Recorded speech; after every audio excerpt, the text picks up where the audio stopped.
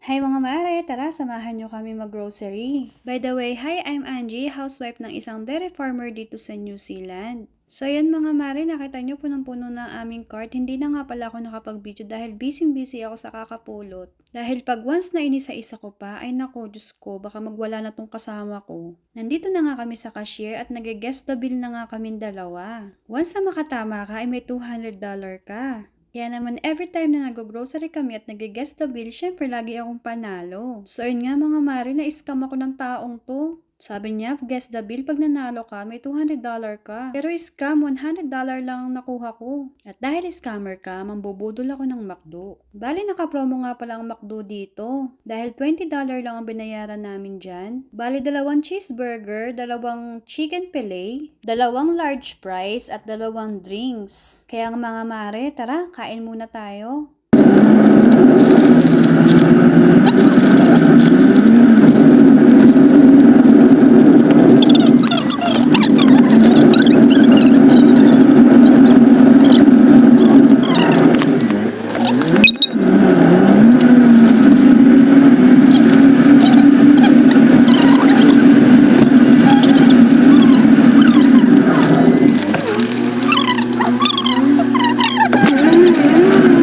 At sa wakas, nakarating din kami ng bahay. Isa-isa na nga namin hinakot ang aming pinamili. By the way guys, hindi lang naman kami sa Pack and Save nabili. May bili din kami sa Filipino store. Dahil yung mga ibang spices na gusto namin ay wala sa Pack and Save. Syempre, bukod pa sa Pack and Save at Filipino store, pinupuntahan din namin ng warehouse dahil doon kami bumibili ng sabon. Akala mo yung mga pinamili namin good for 1 month na? Nagkakamali kayo mga mare, nakikita nyo ba yung asawa ko na yan? Sobrang lakas niyang kumain. Hindi pwedeng wala yan nakukutkot. Talagang food is life talaga sa kanya. At syempre, ganun din ako. Food is life din talaga ako. Kaya lang nung nagkasakit nga ako, iniwasan ko na lahat ng mga bawal. Kaya healthy living muna tayo mga mare. Ika nga nila, masarap ang bawal. Yes, true naman talaga. Masarap talaga ang bawal, pero sa akin, hindi naman kasi sila ang magsasuffer, kaya dapat ingatan natin ang katawan natin. O siya, mga mare, hanggang dito na lang. See you on my next video!